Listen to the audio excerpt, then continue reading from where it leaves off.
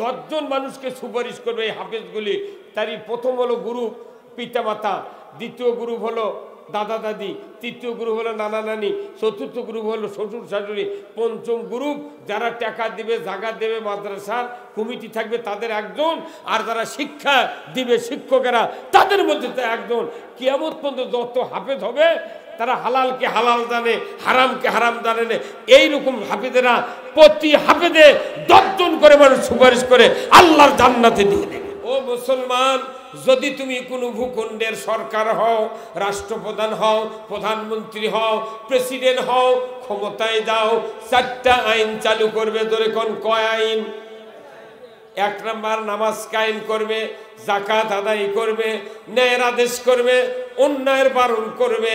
আমার আল্লাহ বলেছেন ওয়ালিল্লাহি আকিবাতুল উমুর, আমার আল্লাহ বলেছেন আমার পক্ষ থেকে সবচেয়ে বড় ধরনের একটা আদেশ সরকারকে দিয়ে দিলাম। সরকারের দায়িত্ব নামাজ কায়েম করা, কথা ঠিক কিনা? তাহলে সেই সরকারি দায়িত্ব নাই, নামাজের বক্তৃতা দিয়ে লাভ হচ্ছে ভাই? বক্তার বেটা বেনামাজি, ইমামের বেটা ডবল বেনামাজি, মুয়াজ্জিনের বেটা ট্রিপল বেনামাজি, তারপরে মোতাল্লির বেটা রিডবল বেনামাজি, হাজির বেটা ওযুই জানে না। বক্তৃতার কাম বাদেনি নামাজ কায়েম করা, আইন থাকতে হবে, কথা ঠিক কিনা? কার আইন? আরে আইন কায়েম করবে সরকার। সেই সরকারই বাংলাদেশে নাই। যত সরকার আলো সব নামাজের বিরুদ্ধে, কথা বলে না, যাকাতের বিরুদ্ধে, অন্যায়ের পক্ষে, ন্যায়ের বিরুদ্ধে, কথা ঠিক কিনা? যদি দেশে ইসলামী সরকার থাকতো, আলিম ওলামা, বক্তা, মাদ্রাসার ছাত্র হুজুরদেরকে মামলা হামলা দিয়া জাতিকে কারাগারে নিক্ষিপ্ত করতে পারতো না। আমরা এটা এই যে 4টার ছেলে পাগড়ি দিল, কমিটি খুশি, আপনারা খুশি, আমি বক্তা আমিও খুশি। এই 4 ছাত্র যখন কোরআন পড়ে পড়ে আস্তে তাফসির পড়ে মদিনা ভার্সিটি ওই মিশর আল আজহার থেকে ঘুরে আসে কোরআনের পক্ষে কথা বলবি, যারাই আজকে পাগড়ি বান্ধে দিলাম আমরাই আমার ধরে এলে তো জেলত তুলব, কথা কনা রে এ বোঝেন নি? এই যতগুলো হাফেজ হচ্ছে এরা যখনই কোরআনের পক্ষে কথা বলবি এরাই হবি তখন রাজাকার, এরাই হবি জঙ্গি।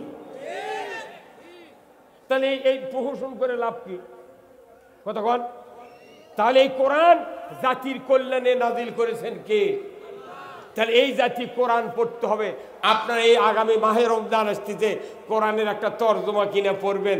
আর এই কোরআন যখন বুঝবেন তখন কোরআন কায়েমের জন্য, কোরআন প্রতিষ্ঠার জন্য, কোরআনের মাদ্রাসার জন্য পাগল পার আমরা হয়ে যাবো, কথা ঠিক কিনা? আমার ভাইয়েরা, আল্লাহর নবী বলেছেন ইজা মাতাল ইনসানু ইনকাতানহু আমালু ইল্লা মিন সালাসাতিন ইল্লা মিন সাদাকাতিন জারিয়াতিন আও ইলমুহু ইয়ানতুবিহিন নাস আও ওয়ালাদুন সালেহ ইয়াদুহু লাহু। আমার রাসূল বলেছেন মানুষ মরে যাবে, সমস্ত আমল বন্ধ হয়ে যাবে, মাত্র 3টা আমল জারি থাকবে। 1 নম্বর হলো সদকায়ে জারিয়া, 2 নম্বর হলো ইলম, 3 নম্বর হলো নেক সন্তান। এই 3টা কাজ পৃথিবীতে মৃত্যুর পর কিয়ামত পর্যন্ত জারি থাকবে। ধরে কোন মারহাবা। তারই 1 নম্বর সদকায়ে জারিয়া, আল্লাহর ঘর মসজিদ আর নবীর মাদ্রাসা। এই মাদ্রাসায় যারা অর্থ দেবে, টাকা দেবে, পয়সা দেবে, আমার রাসূল বলেছেন এদের কিয়ামত পর্যন্ত সওয়াব আমলনামায় লেখা হবে। জোরে কন্যা মারহাবা। 2 নম্বর কোরআনের জ্ঞান অর্জন করলেন। এই জ্ঞান মানুষের কাছে যত স্প্রে করবেন, যত প্রচার করবেন, যত মানুষ মানবে, আপনার আমলনামায় কিয়ামত পর্যন্ত সওয়াব লেখা হবে। জোরে কোন আল্লাহু আকবার। 3য় কাজটা সবার জন্য জরুরি। 3য় কাজ হলো নেক সন্তান। আপনি যদি একটা নেককার সন্তান তৈরি করতে পারেন, হাফেজে কোরআন আলেম বেটা, আমার রাসূল বলেছেন ওই বেটার কারণে মৃত্যুর সময় তার মুসলমানের মৃত্যু হবে, কবরে তার আযাব মাফ হয়ে যাবে, দুনিয়ার গুনাহ মাফ হবে, আখিরাতে আদালতে মাথায় তার নূরের তাজ পরাবে, আর আরশের নিচে আল্লাহ তাআলা ওই বান্দা বান্দিকে জায়গা দিয়ে দেবে। দরকার মারহাবা। একটা ছাত্র একটা ছেলেকে হাফেজ বানালেন, কি উপকার এটা আমরা বহুদিন ধরে বলতেছি, কিন্তু দেখা যায় এখনো মানুষগুলি কোরআনের ছাত্র আমাদের সন্তানগুলিকে বানাতে পারলাম না। আমি একটু দেখতে চাই যার যার 7 থেকে 12 পর্যন্ত সন্তান আছে কিংবা সন্তান বড় হয়ে গেছে, নাতিপুতি আছে, এমন লোকজন এই মাদ্রাসায় যে ছাত্র দেন, আল্লাহর ইজ্জতের কসম মৃত্যুর সময় আপনার মুসলমানের মৃত্যু হবে যদি মরণকালে ওই সন্তান আপনার কানের কাছে কোরআন পড়ে। জোরে কন্যা মারহাবা। নবীজি বলেছেন মানুষের যখন মরণ শয্যায় শায়িত হয়ে যায়, বাবার সুরতে শয়তান ডান দিকে বসে, মায়ের সুরতে ওই শয়তান বাম দিকে বসবে। বাবার সুরতের শয়তান বলবে, বেটারে আমি 50 বছর তোমাকে মাথার ঘাম পায়ে ফেলে লালন পালন করেছি, আমি তোমাকে না খেয়ে তোমাকে খাওয়াইছি, ঈদের দিনে নতুন জামা কাপড় না পরিয়ে তোমাকে পরাইছি রে বেটা, আমি মরণের সময় ইহুদি ধর্ম গ্রহণ করে মারা গেছি, তুমি ইহুদি হইয়া মরো। বাবা মা বলবে, বেটারে 10 মাস 10 দিন উদরে ধারণ করেছিলাম, রক্তাক্ত অবস্থায় ভূমিষ্ঠ করেছি রে বেটা, আমি মরণের সময় নাসারা ধর্ম গ্রহণ করে মারা গেছি, তুমি নাসারা হইয়া মরো। বলুন তো দুই দিকের দুই শয়তানের কথা কি শোনা যাবে? জোরে কোন শোনা যাবে?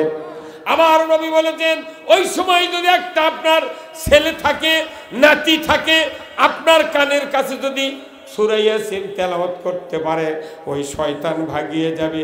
রসুল মদিনার রওজাত থেকে এসে রুহানি সুরতে বলবে, রে আমার সৌভাগ্যশীল উম্মত, তুমি চিন্তা করো না, তোমার আর দুশ্চিন্তা করার দরকার নাই, আমি নবী, আমার চেহারা দেখো আর কালেমা পড়ে পড়ে তুমি ইমানের কোলে ঘুমিয়ে যাও। কোরআন শেখো, শিখাও ছেলে মেয়েকে, ওহে মুসলমান, জান কবজের কালে তোমার হইবে আসান, জান কবজের কালে তোমার হইবে আসান। আপনি যদি মৌতের দাকান্দেনি আসানের সহিত করতে চান, আপনার সন্তান, আপনার নাতিকে তৈরি করতে হবে মৌতের সময় যাতে কোরআন শুনতে পারে। অথচ এটি মাদ্রাসা আছে, পড়ালেন না। এখানে কার কার সন্তান নাতিপুতি পড়ে? হাত তুলে আমাকে দেখান তো, কার কার সন্তান নাতিপুতি পড়ে? কো ভাইরা আমার, আমি আপনাদেরকে বলতে চাই, নেককার সন্তান তৈরি করেন। আপনার সন্তান যদি জানাজা করে, রসুল বলেছেন জানাজা অন্যের সন্তান করলে যে ভালোবাসা মহব্বত, তার সে 100 গুণ ভালোবাসা মহব্বত আপনার সন্তানের আছে। নবীজি বলেছেন নেক সন্তান যার জানাজার মুসল্লায় ইমামতি করতে পারবে, এই সন্তান দোয়া করবে, চক্ষু দিয়ে যদি 1 ফোঁটা মাছের মাথার মতো পানি নির্গত হয়ে যায়, আমার রাসূল বলেছেন এই সন্তানের চোখের পানির বদৌলতে বাপ মায়ের ওই খাটনির উপরে জীবনের গুণ আল্লাহ তাআলা মাফ করে দেয়। এইরকম সন্তান বানালে কি ভাই খালি বক্তৃতা শুনলে হবে না, এই সন্তান বানাতে হবে। কি রাজি আছেন আপনারা? রাজি আছেন? বেটা বড় হয়ে গেছে, বেটার বেটাক দেন, বেটা নাই বিটির বেটাক দেন, আপনাকে পড়াতেই হবে। আপনার বংশে একজন হাফেজ আলিম থাকতে হবে, এটা সিদ্ধান্ত নিতে হবে। আপনি খালি আজকে কোরআন শুনবেন আর যাবেন, তাহলে আর ফল পাওয়া যাবে না, আপনাকে গাছ লাগাতে হবে। এই দিন আসুন, আমি আপনাদেরকে বলবো এই মাদ্রাসা কিয়ামত পর্যন্ত চালু হোক, এটা কি আপনারা চান? আপনারা চান? তাহলে এই মাদ্রাসায় একটা ভবন তৈরি করা হবে। আপনারা অনেক লোক আছেন, এই মাদ্রাসার জন্য অর্থ দিতে হবে। 10 জন মানুষকে সুপারিশ করবে এই হাফেজগুলি।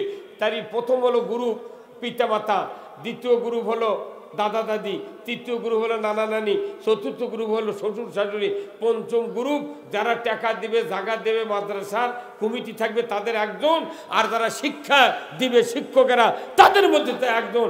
কিয়ামত পর্যন্ত যত হাফেজ হবে তারা হালালকে হালাল জানে, হারামকে হারাম জানে না।